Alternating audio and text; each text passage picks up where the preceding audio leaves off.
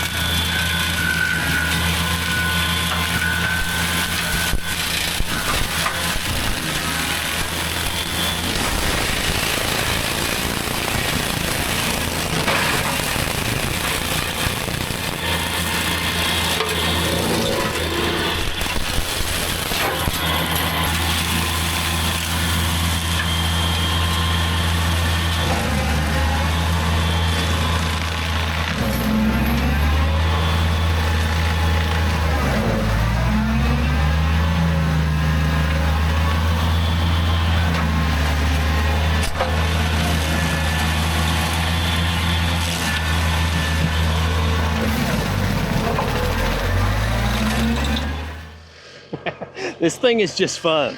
It just is, man. We are clearing out the saplings, and we're gonna leave, you know, the big trees, but we'll get all this cleared out. And I am absolutely open to advice in terms of creating my pasture here, because I know, you know, you can graze cattle in woods and everything else, but I want some green for them to eat. So what am I gonna need to do to prepare this for cattle once I get it fenced in? Do I need to mulch this to the point where, I mean, I've even got a tiller. You know, if I got it cleaned up enough, I could run a tiller in some of the areas, and that way we could sow, you know, some fescue or something in here to grow. But I don't know that much about that stuff. So leave me your comments and tell me what you would do to prepare an area like this to start growing so that it'll be good pasture for cattle and all. Got some big stumps in here. I don't know if I'll try to move those out with a loader once I get everything cleared out or what. But I'm just gonna keep chipping away at this and see what all I can get done before it's starting to get dark on me.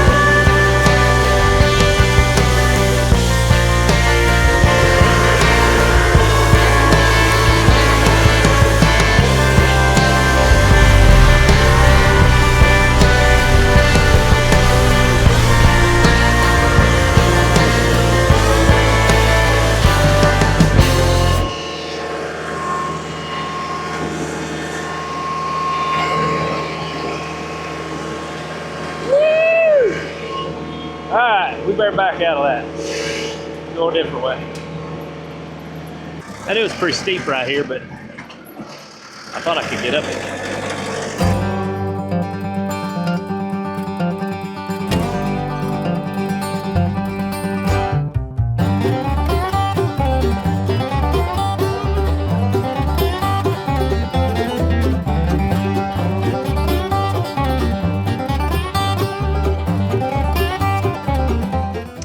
All right, guys. So I have been at this for an hour, exactly an hour. And this whole section was all saplings. And we cleared all of it out in an hour. I don't know that that's just amazing progress, but it's way better than I could do coming in here with a chainsaw and piling brush or using a wood chipper and all those things. It just does a great job of eating up saplings and doing all of those things. Now, I wanted to point out a couple of things that I learned. One, when you're maneuvering without a bucket, you gotta be careful when you're climbing hills because the front end gets light. I also have had lots and lots of people commenting, I couldn't use that because there's too many rocks in our soil. And we have a lot of rocks here. Now, I'm not going to tell you that it doesn't do any damage to it when you hit rocks, but I'll show you because I got into a rock really good here and you can see I carved on the rock some. So I'm gonna show you the damage it did, and then I'm gonna show you the wear on the teeth because I have operated this for probably 7-8 hours now, and there's some visible wear on the teeth, so I'll show you that. But here's the rock, and you can see, I mean, I carved divots, you know, they fit my fingers. And that's just kind of a sandstone type of rock. So I share that just for what it's worth. I'm not saying it's good or bad. It just is what it is. You know, if you're gonna buy one of these, you need to know whether it's a good fit for what you're trying to accomplish or not. So when I look at these teeth here, I can find a few. I think this is the area that I hit the rock with. Let's see. Yeah, this I think was the worst teeth right here. I'll give you a close-up, but the edges are pretty well wore off of those. You can kind of see that, you know, it's not like, that's what they're supposed to look like, a nice rounded edge, and this is chiseled off. And I know there's 2, 3, 4, 5. See these teeth right here in this one particular spot are damaged. Now, I can't tell you for certain that that is where I hit the rock. I mean, it could have been any of these. That may have been done by something else. I don't know, but I did find damage there. The rest of the teeth, honestly, look pretty good all the way around. Now, I will tell you that rock too was in the very beginning of this, is right over at the start where I started. So the rest of this, I still mulched after I ran over that rock. So it didn't stop me. It didn't hurt the way that this is performing. We cleared a lot of ground. You can see this area here that we opened up. It looked just like this over here when we started. I'm thrilled with that. Now, I'm having a lot of fun, but I also share this in the context of Baumalight sent me this mulcher to demonstrate. I didn't spend my hard-earned money to buy this attachment. And I always want to make that clear when I'm operating. And, you know, the other thing is, I'm called Peak Hobby Homestead for a reason. I'm not making my living with my tractor. I'm not making my living by raising cattle or raising crops or doing any of those things. I'm the kind of guy who wants my hobbies to be working out on a farm. And I started the YouTube channel to help fund that. So the YouTube channel kind of buys me toys, attachments, and equipment, and I paid cash for my tractor from my YouTube channel. And I say that not to brag that I paid for my tractor, but to say I bought it for this purpose of making content. This particular attachment works this tractor really hard. And I do have some concerns. I've had a few people ask me, I do have concerns about tearing up the tractor with this because this mulcher is a violent piece of equipment. It's pretty awesome and I love it and I'm thrilled to be using it. But I just want you to be clear the context of how I'm operating this. But here's the other piece of information that I'm leading to when I say that. And that is, I bought the TYM 4820 because I felt like it was the best value on the market for this 48 horsepower range of tractor. I chose the 4820 even over the 474 TYM because everything about this tractor to me looks more solid. From the rear end to the front end, the axles, everything about it just seems beefier. That's why I chose this tractor. So I say all of that to say this. People being concerned about this tearing up the tractor, well, I will tell you, it speaks volumes for this TYM 4820 that I can run this 60-inch mulcher as hard as I'm running it and stall the tractor and get it jammed up with great big old chunks. I had this, this right here. I had this wrapped around the drum of that mulcher and it stalled the tractor. So I got the tractor started back up, killed the PTO, and then I had to actually back what this was attached to up to a tree and use that as leverage to push it loose. There was a tree fell. It was falling the other way though. I was able to dislodge this by running the rest of this log into a tree and working it back and forth with the tractor until it pulled it loose from the drum. The drum will spin freely on this when you have the PTO shut off. And so that helps you to get things unjammed from it. See guys, I'm still loving this attachment. I absolutely love it. And I hope you guys are learning some things about that and about the TYM 4820 as you watch me get out here and play. So that's what we're doing. We're out here playing. I came up here just to see what I could accomplish in an hour, and I'm very satisfied with my progress. Probably actually another 4 or 5 hours, and I'll have this opened up. This is what I'm looking for, this right here. This is exactly what I want. Let me come here where the sun's not in your eyes. So this right here, this is exactly what I'm looking for. You see this open area all the way to the tractor, but we have some big trees in and around it. So my pasture will come all the way over here to the horse fence of the neighbors. So I'll have this area all through here that I'll be able to run cattle in. And I think once I get this cleared out, this ground will be able to get enough sunlight that I can actually grow something green in there and it not just be covered with leaves where nothing grows. And it'll give the cattle something to eat. But again, give me your suggestions. Tell me how you would manage this piece of property. I'm gonna clear it off one way or the other, and then we're gonna get some fence built. This is a lot of fun. I'm enjoying it. Well guys, I am gonna run the mulcher a little bit more, but it is a lot of work to try to film and get different angles, and keep that in mind. The hour that I put in here doing this was me shutting off the PTO, hopping off the tractor, moving cameras, hopping back on, turn the PTO back on, mulching a little bit, hopping back off, getting the cameras, moving them around over and over and over during that hour. So that hurts my production quite a bit. But I want to get a little bit more done, probably this corner down in here, knock that out, and then head down to the house for the night. I hope you enjoy what we're doing here on the channel. Don't forget we have another channel, Peak's Peak Outdoors, where we share more outdoors content with me and Caden, hunting and fishing and doing all the cool things that we can do on our property. And we also have our website, peakspeakhobbyhomestead.com or peaks-peak.com, where you can pick up merch like our hats and our God's Creation t-shirts. So until next time, get outside and enjoy God's creation because it's beautiful out here. Y'all have a good day.